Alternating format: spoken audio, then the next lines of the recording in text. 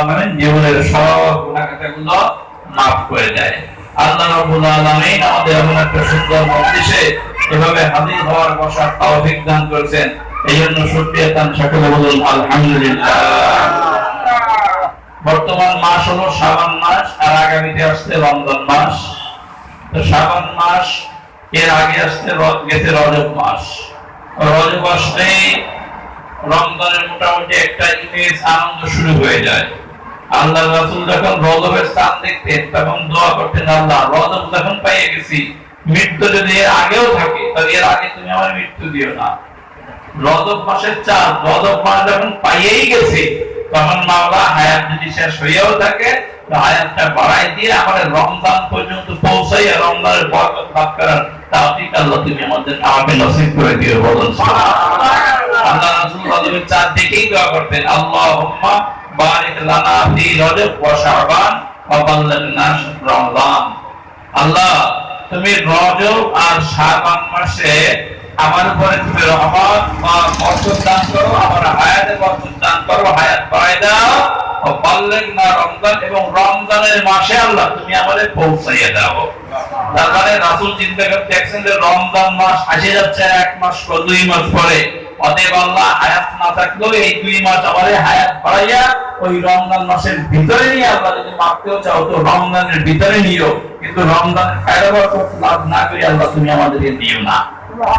এই জন্য রজবের চাঁদ দেখে এই দোয়া করা সুন্নাত, আল্লাহুম্মা বারিক লানা ফি রজব ওয়া শাবান ওয়া বাল্লিগনা রমাদান। এই রজব মাস আসলেই এই দোয়াটা বেশি করে পাঠ করা উচিত। বর্তমান মাস হলো শাবান মাস। কি মাস বলেন? শাবান মাস। আল্লাহ রাব্বুল আলামিন মুসা আলাইহিস সালামকে মুজিজা দান করলেন। মুজিজা দান করলেন কি?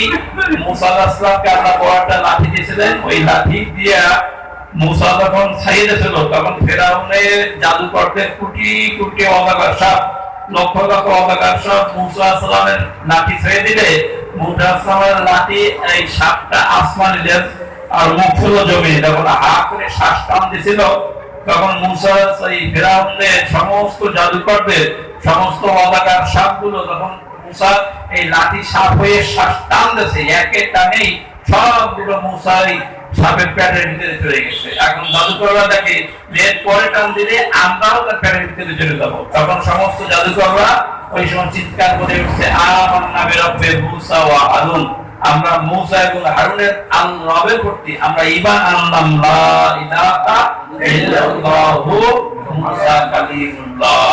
সমস্ত জাদুকররা তখন ঈমান আনলো। মানে এই যে মুসা আলাইহিস সালামকে আল্লাহ যে মুজিজা দিয়েছেন, এই যে অজাগর সাপ দিলেন, এই সাপ যদি না আসতো ওই অজাগর জাদুকরদের অজাগর সাপগুলো ফানা তুলে এসে মুসা আলাইহিস সালামকে যেভাবে ঘেরাও করতেছিল মুসা আলাইহিস সালামকে শেষ করে ফেলতো। কিন্তু এই যে অজাগর সাপটা দিলেন, এই অজাগর সাপ সব শেষ করে দিল। এই জন্য এই অজাগরের সাপের এটার নাম হলো সোরবান। কি নাম বলেন? সোরবান। আল্লাহ রাসূল আল্লাহকে বলেন, আল্লাহ তুমি আমারে কি দান করলা? তখন আল্লাহ রাব্বুল আলামিন মুসাকে বলেন, মুসা, আরে আল্লাহ রাসূলকে বলে, রাসূল মুসারে আমি দান করছি সোরবান। সোরবান দান করছি, জাদুকরের সমস্ত জাদুগুলো খাইয়ে শেষ করে দিয়েছে। মুসাকে দান করছি সোরবান, আর রাসূল তোমারে আমি দান করলাম শাবান। মুসা সোরবান যেভাবে সমস্ত জাদুকরদের সব জাদু এই সাপগুলো খেয়ে শেষ করছে, এই শাবান মাসও তোমার উম্মতের সব পাপগুলো খেয়ে শেষ করে দেবে। মুসার এই সোরবান যেভাবে অজাগরদেরকে খাইয়ে শেষ করছে, আর আমি তোমার যে শাবান দিছি, এই শাবান তোমার উম্মতের সব পাপগুলো খাইয়ে শেষ করে দেবে। এই জন্য শাবান মাস থেকে দান করছি। এই শাবান মাস হলো গুনাহ মাফের মাস, মানুষের গুনাহগুলো খাইয়ে শেষ করে। এর ভিতরে একটা রাত গেছে শবে বরাত। এই শবে বরাতে আল্লাহ রাব্বুল আলামিন তার বান্দাদের maaf করার জন্য প্রথম আসমানে এসে ডাকে, ব্যক্তিটাকে ফিরে ফিরে আসো, আমার কাছে maaf চাও, জীবনের সব গুনাহ খাতা maaf করে দেব। সুবহানাল্লাহ। আল্লাহ রাব্বুল আলামিন এই লাইলাতুল বরাতে অসংখ্য অগণিত বান্দার জীবনের সব গুনাহ খাতা আল্লাহ maaf করে দেবেন। এই জন্য এই যে এই মাসটাকে বলা হয় শাবান। মানে এরা বান্দার গুনাহগারকে শেষ করে দেয়। এই জন্য এই মাসটা অত্যন্ত মহিমান্বিত। এই মাসটা আল্লাহর রাসূলকে আল্লাহ রাব্বুল আলামিন দান করেছেন। আর সবচাইতে মহিমান্বিত মাস হলো রমজান। এই রমজান মাসটা এটা আল্লাহ রাব্বুল আলামিন নবীর উম্মতদেরকে আমাদেরকে দান করেছে। জোরে বলুন সুবহানাল্লাহ। এই রমজান আসছে, এই রমজানটাকে পাওয়ার জন্য 1 লক্ষ বা 2 লক্ষ 24,000 পয়গম্বর তারা সকলে আল্লাহর কাছে কইছে, আল্লাহ রমজান মাসটা আমার উম্মতকে দাও, আমার উম্মতকে দাও। আল্লাহ রাব্বুল আলামিন কোন নবীর ফরিয়াদ কবুল করেন নাই, কেন না কাউকে আমি দেব না। কেন? এই মাসটা আমি রেখে দিয়েছি আমার আখেরের নবীর গুনাহগার উম্মতের জন্য।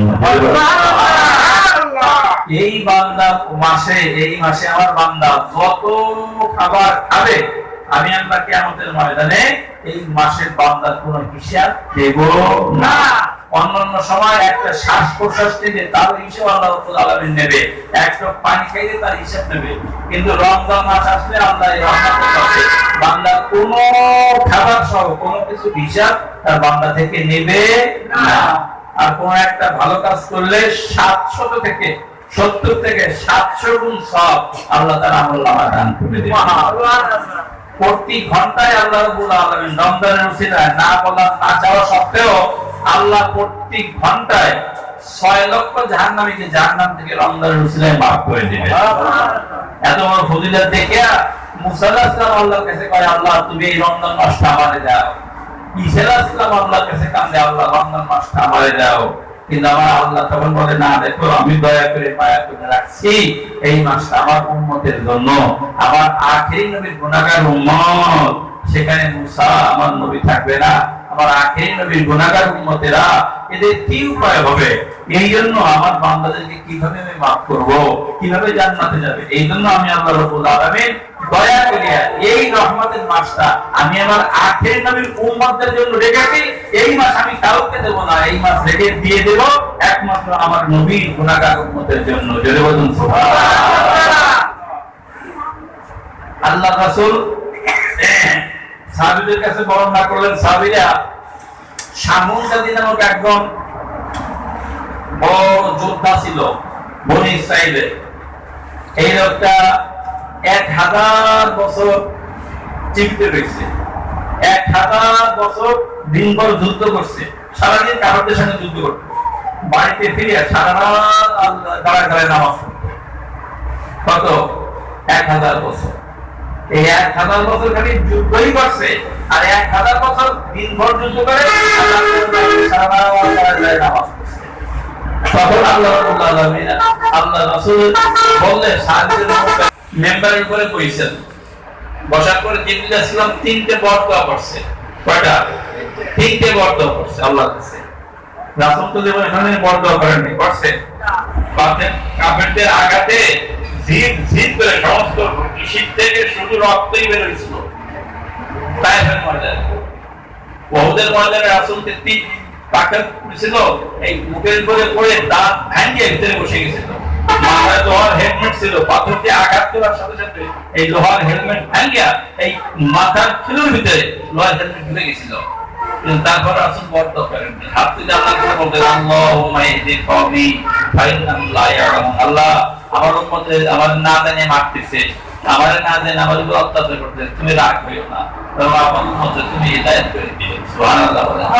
রাসূল তারপরও বরদোয়া জানেন না, কিন্তু আল্লাহ রাসূল মেম্বারে বসেছেন, মেম্বারে বসলে তখন জিবরিল আলাইহিস সালাম 3টে বরদোয়া করছে। কয়টা করছে? কয়জন?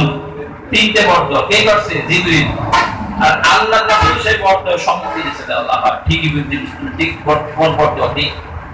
সময় সংক্ষেপ, আমার আবার 8 জায়গা প্রোগ্রাম আছে, আমি আজকে এখানে আসতেই চাইছিলাম না।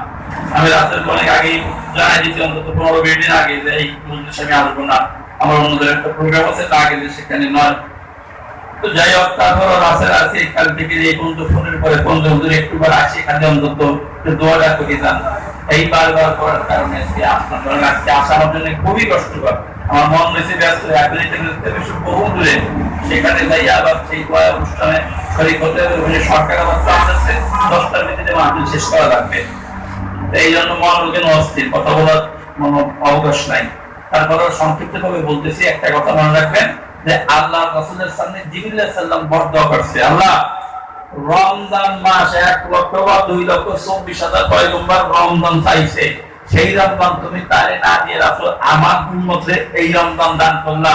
এত বড় মহিমান্বিত মাস, যে রোজা রাখে আল্লাহ কিয়ামতের ময়দানে আর ফেরেশতারা এর প্রতিদান দিতে পারবে না। আমি বান্দার কাছে নিজে দিয়ে দিকে বান্দা তুই কি চাস তাই আমি তোকে দেব। সুবহানাল্লাহ, সুবহানাল্লাহ। এটা রোজার প্রতিদান। রোজা এত সব এত নিয়ামত, এর প্রতিদান ফেরেশতাদের দেওয়ার ক্ষমতা নাই। এজন্য আল্লাহ কয় আমার রোজাদারদের প্রতিদান দেওয়ার ক্ষমতা ফেরেশতাদের নাই। ও 8টা জান্নাত ধরে দিলেও আমার বান্দার রমজানের প্রতিদান না ফেরেশতাদের দেওয়া হবে না। 8টা জান্নাত ধরিয়ে দিলে আমার উম্মতকে দেয়, তাহলে এই রমজানের প্রতিদান দেওয়া হবে না। অতএব ফেরেশতারা তো এসব দিতে পারবি না, আমার উম্মতের রমজানের প্রতিদান আমি আল্লাহ নিজেই। সুবহানাল্লাহ। রমজানের দিনে আমার আল্লাহ রমজানের যে রোজাদার বান্দাকে লাশের ময়দানে নিজে দেখি যে বান্দা এই আমি তোর জন্য আছি, বল তো কি লাগবে। সুবহানাল্লাহ, সুবহানাল্লাহ। আল্লাহ নিজে বলেন আমি তোমার জন্য আছি, কি বলো ফেরেশতারা তোমার কাছে না, আমি এখন তোমার জন্য আছি, বলো তোমার কি লাগবে। যাই হোক ভাইয়া, এত বড় নিয়ামত আল্লাহ দান করছে আমাদেরকে। এখন জিবরিল আলাইহিস সালাম আল্লাহর কাছে বর্ণনা করতেছে, আল্লাহ এত বড় রমজান পাইয়া এই রমজানে যারা সম্মান করে না, রমজানের খায়রা বরকত যারা লাভ করে না, আল্লাহ ওদের দুই ধ্বংস করে দাও। বর্ণনা করতেছেন কে? জিবরিল আলাইহিস সালাম। কোথায়? আল্লাহ রাসূলের সামনে বসে। আল্লাহ রাসূলের সামনে বসে বর্ণনা করে, আল্লাহ রোজা পাইয়াও যে রোজা রাখে না, রোজা সম্মান করে না, রোজার খায়রা বরকত লাভ করে না, আল্লাহ ওই বান্দা অত বড় খারাপ লোক আসমানের নিচে জমিনের উপরে হতে পারে না, আল্লাহ ওদের তুমি ধ্বংস করে দাও। আল্লাহ রাসূলকে আল্লাহুম্মা আমিন, আল্লাহ জিবরিলের বর্ণনা তুমি কবুল করে নাও, ওই উম্মত মানে জমিনের উপরে থাকার দরকার নাই। অতএব রমজান আসতেছে সামনে, আমাদের রমজানের খায়রা বরকত লাভ করতে হবে। বেরোজাদার যাদের দেখবেন তাদেরকে মনে মনে ঘৃণা করবেন যে এই ওই ব্যক্তি যার উপরে আল্লাহ এবং আল্লাহর রাসূল জিবরাইল একবার ডাইরেক্ট অভিশাপ দিয়েছে, বর্ণনা দিয়েছে, এই হচ্ছে সেই ব্যক্তি। কথা বলছেন কি বলছি? যারা দেখবেন রোজার দিনে রোজা রাখে না, খাওয়া দাওয়া করে, মনে করবেন যে সেই ব্যক্তি যার উপরে ডাইরেক্ট আল্লাহ রাসূল অভিশাপ দিয়েছে। অতএব ওর পতন হবেই, আজ হোক কাল হোক। ও কখন ব্লাড ক্যান্সারে হয়, ওর কখন লিভার নষ্ট হয়ে যায়, ওর কখন হার্ট নষ্ট হয়ে চলে যায়, ওর কখন ব্রেন নষ্ট হয়ে চলে যায়, ও একটা না একটা হবেই যদি আল্লাহ তাদের মাফ কাছে মাফ না চায়। ওদের থেকে একেবারে দূরে থাকবেন, ওদের থেকে সবসময় দূরে থাকবেন, ওদের সাথে সম্পর্ক রাখবেন না। ফিতনার আশঙ্কা আছে, এই জন্য মনে মনে ঘৃণা করবেন, বাস্তবতা বলা মুশকিল। এবং যথাসম্ভব বিরোধীদের বাড়িতে দাওয়াত গ্রহণ করবেন না। যারা রোজা রাখে না এদের বাড়িতে দাওয়াত গ্রহণ না করে বললে পারবেন না, বিভিন্ন কৌশলে এড়ায় থাকবেন। এমনি না বললে তো আপনার সমস্যা হতে পারে। বিভিন্ন কৌশলের উপায় দিয়া এই বেরোজাদার এদের বাড়িতে রমজান ইফতারি দাওয়াত দিল, এমনি দাওয়াত দিল, খাবেন যাবেন না। ওই ব্যক্তি তার উপরে আল্লাহর রাসূলের জিবরিল একেবারে ডাইরেক্ট অভিশাপ দিয়েছে। এই রমজান আসতেছে, রমজান থেকে এখনই প্রস্তুতি নেবেন যে রমজানে কোনো কাজ কাম করবো না। যাই আমার 20 লাখ টাকা লস হোক, আল্লাহ এই রমজানের সিলায় হয়তো আমার 5 কোটি টাকা লাভ দিয়ে দিতে পারে। কি বলেন, ঠিক কিনা? রমজানে নিজেরা কাজ করবেন। যারা আপনাদের বাড়িতে অনেক সময় আল্লাহ রাসূল বলেন যে রমজানের দিনে যে তার মৃত্যু গোলামের কাজকে হালকা করে দেয়, যে বেটা রোজাদের দিন তো এত কষ্ট করা লাগবে না, তো অন্যদিন দুপুর বন্ধু কাজ করি 10টা বেজে গেছে, তুই রোজাদার মানুষ, যার তোর কাজ করা লাগবে না। আল্লাহ রাসূল বলেন যে ব্যক্তি রোজাদারের বোঝাকে হালকা করে দেয়, কিয়ামতের ময়দানে আল্লাহ ওই ব্যক্তির পাপকে হালকা করে দেবেন। সুবহানাল্লাহ। এইজন্য রোজার জন্য যারা রোজাদার তাদেরকে সম্মান করবেন, যারা রোজা রাখে তাদের সম্ভব হলে 1 গ্লাস পানি দিয়ে ওদের ইফতারি করাবেন। আর বেরোজাদার থেকে দূরে থাকবেন। রোজার জন্য এখনই প্রস্তুতি রাখবেন। কার নসিবে রোজা আছে কার নাই এটা বলা যায় না। কত মানুষ আছে যাদের নসিবে রোজা হবে না, রোজার আগের দিন মারা যাবে, রোজার দিন রাত্রে মারা যাবে। কি বলেন, ঠিক কিনা? সেই জন্য আল্লাহর কাছে ফরিয়াদ করবেন যে আল্লাহ রমজানের খায়রা বরকত না নিয়া তুমি আমাকে কালকে দুনিয়া থেকে বিদায় করে দিও না। আল্লাহ রাব্বুল আলামিন আমাদের সকলকে রমজানের খায়রা বরকত লাভ করে আমাদের আল্লাহ হওয়ার তৌফিক আল্লাহ নসিব করে দেন। বলুন আমিন। আল্লাহুম্মা সাল্লি আলা সাইয়্যিদিনা ওয়া নাবিয়িনা ওয়া শাফিঈনা হাবিবিনা মাওলানা মুহাম্মদ সাল্লাল্লাহু তাআলা আলাইহি ওয়া আলিহি ওয়া আসহাবিহি ওয়া বারাকা ওয়া সাল্লাম। এখন সংক্ষিপ্তভাবে দোয়া হবে। আমি আর বেশিক্ষণ এখানে উপস্থিত থাকতে পারবো না।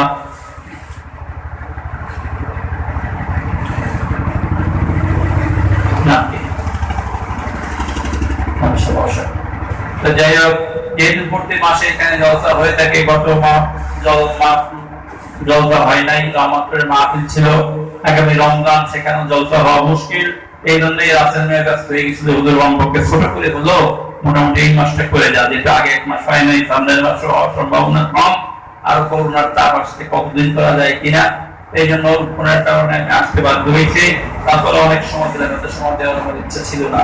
যাই হোক, আপনারা আসছেন আলহামদুলিল্লাহ। আগামীতে ইনশাআল্লাহ আবার যখন করা সম্ভব হবে, যেহেতু সরকারের একটা বিধিবদ্ধতা হয়েছে, সামনে রমজান, এরপরে করোনার চাপ আছে, সামনে যে মাসে করা সম্ভব হয় ইনশাআল্লাহ আপনাদের দাওয়াত দেওয়া হবে, যত সম্ভব আসবেন। আল্লাহ রাব্বুল আলামিন আমাদের সকলকে তার রাকিব বান্দা হিসাবে আল্লাহ যেন আমাদের কবুল করে নেন, বলুন আমিন। আল্লাহুম্মা সাল্লি আলা সাইয়্যিদিনা ওয়া নাবিয়্যিনা ওয়া শাফিঈনা হাবিবিনা মাওলানা মুহাম্মদ সাল্লাল্লাহু তাআলা আলাইহি ওয়া আলা আলিহি ওয়া সাহবিহি ওয়া সাল্লাম। اللهم آمين. اللهم صل على سيدنا محمد النبي الأمي وآله وسلم. মাহবুব মাওলানা সন্ধ্যা থেকে যে হাদিস পাঠ করলাম, তেলাওয়াত করলাম, আলোচনা করলাম, পড়লাম, শুনলাম, আল্লাহ মেসব যখন রাসূলের পাক সাল্লাল্লাহু আলাইহি ওয়াসাল্লামের বকশিশ করলাম, তুমি কবুল করিয়া নাও। तमाम अंबिया साहब अकरम ताबिन ताबे ताबिन आम्मा मुस्ताहिदिन सल्फ सालिहीन पीरुल गावस कुतुब आलिम व मोमिन मोमिना, खास করে আব্দুল কাদের জিলানী রহমাতুল্লাহ, খাজা মঈনুদ্দিন চিশতি আদবি রহমাতুল্লাহ, শাহজালাল শাহ মানব বাইল বস্তানি খানদানি রহমাতুল্লাহ, এমনি করে ফুরফুরা দালালুল বকর সিদ্দিক আল কুরাইশি রহমাতুল্লাহ, সারসিনা দালালুন নিসারুদ্দিন রহমাতুল্লাহ আলাইহি, মরুমুদ্দিন শাহ সুবি আবু জাফর মুহাম্মদ সাদেক রহমাতুল্লাহ আলাইহি, এমনি করে রহমাতপুরের মরহুম আল্লাহর ওলি আমার ওয়ালিদ সাহেব কিবলা রহিম করে বকশিশ করলাম, আল্লাহ তুমি কবুল করিয়া নাও।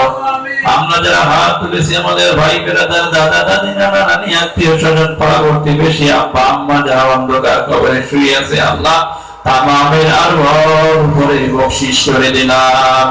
এই অঞ্চলের তামাম মুমিন মুমিনা, এই বেদ গ্রামে কত মুমিন মুমিনা যারা অন্ধকার কবরে শুয়ে আছে, আল্লাহ তাদের সকলের রুহির উপরে বকশিশ করলাম, তুমি কবুল করিয়া নাও। জিন ইনসান যারা কলেমা নিয়ে বিদায় হয়েছে, কাজ করে তামাম উম্মতে মুহাম্মাদিয়া আরওয়ার উপরে বকশিশ করলাম, আল্লাহ তুমি কবুল করিয়া নাও। রব্বানা যালামনা আনফুসানা ওয়া ইল্লাম তাগফির লানা ওয়া তারহামনা লানাকুনান্না মিনাল খাসিরিন। মাবুদ মাওলা, কতিপয় পাপী তাপী গুনাহগার তোমার দরবারে হাত তুলেছি, আল্লাহ তুমি আমাদের জীবনের তামাম গুনাহগাতা মাফ করিয়া দাও। আল্লাহ জীবনের গুনাহগাতা মাফ না করে মুসলমানের মতো মুসলমান না বানাইয়া, আল্লাহ তুমি আমাদের কাউকে অন্ধকার কবরের ডাকে দিও না।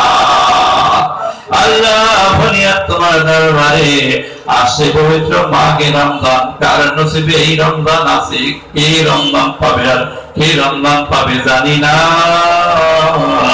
ফরিয়াদ তোমার দরবারে ওই রমজানের খায়রা বরকত লাভ না করাইয়া, আল্লাহ কাউকে তুমি মৃত্যুর সাথ দিও না। আল্লাহ এই রমজান সহ বহু রমজানের খায়রা বরকত লাভ করার তৌফিক তুমি আমাদের সকলকে নসিব করিয়া দাও। এই রমজানে কত পাপী তাপী গুনাহগার জাহান্নামীরা জান্নাতি হয়ে যাবে, আল্লাহ ফরিয়াদ তোমার দরবারে ওই রমজানের উসিলায় তুমি আমাদেরকে তোমার জান্নাতের বান্দা হিসাবে কবুল করিয়া নাও। দুনিয়ায় আখিরাতের কোনো বালা মুসিবতে আল্লাহ তুমি আমাদের কাউকে কান্দায়ো না। যারা বিপদ আপদের ভিতরে আছে, আল্লাহ সকলের বিপদ আপদকে তুমি মাওলা মাফ করিয়া দাও। রাজুল মোল্লা নামে জন ব্যক্তি আল্লাহ বিপদের ভিতরে আছে, সর্বপ্রকার বিপদ থেকে আল্লাহ তুমি তাকে হেফাজত করিয়া নাও। আল্লাহ আমাদের ভিতরে যে যেখানে করোনা ভাইরাসে আক্রান্ত আছে, আল্লাহ সকলকে শিফায়ে কুল্লি নসিব করিয়া দাও। আল্লাহ এই মুনাজাতের উসিলায় এই বেদগ্রাম সহ এই গোপালগঞ্জ অঞ্চলকে আল্লাহ তুমি করোনার হাত থেকে রক্ষা করিয়া দাও। আল্লাহ তোমার খাস রহমত বরকত তুমি অঞ্চলের উপরে নাযিল করিয়া দাও। আল্লাহ ফরিয়াদ তোমার দরবারে তোমার ওলি না বানাইয়া কাউকে তুমি অন্ধকার কবরের ডাকে দিও না। আল্লাহ আমাদের মুরব্বি আত্মীয় স্বজন বিশেষ করে আব্বা মা যারা অন্ধকার কবরে শুয়ে আছে আল্লাহ এই দোয়ার বিনিময়ে আমাদের আব্বা মা তাদের কবর আযাব তুমি কিয়ামত পর্যন্ত মাফ করিয়া দাও, তাদের সব তুমি আমাদেরকে জান্নাতুল ফেরদাউস নসিব করিয়া দাও। আল্লাহ মৃত্যুর সময় দয়া করে আর মায়া করে আমাদের সকলের মুখে জারি করাই দিও লা ইলাহা ইল্লাল্লাহু মুহাম্মাদুর রাসূলুল্লাহ। আমিন বিরহমাতিকা ইয়া আরহামার রাহিমিন।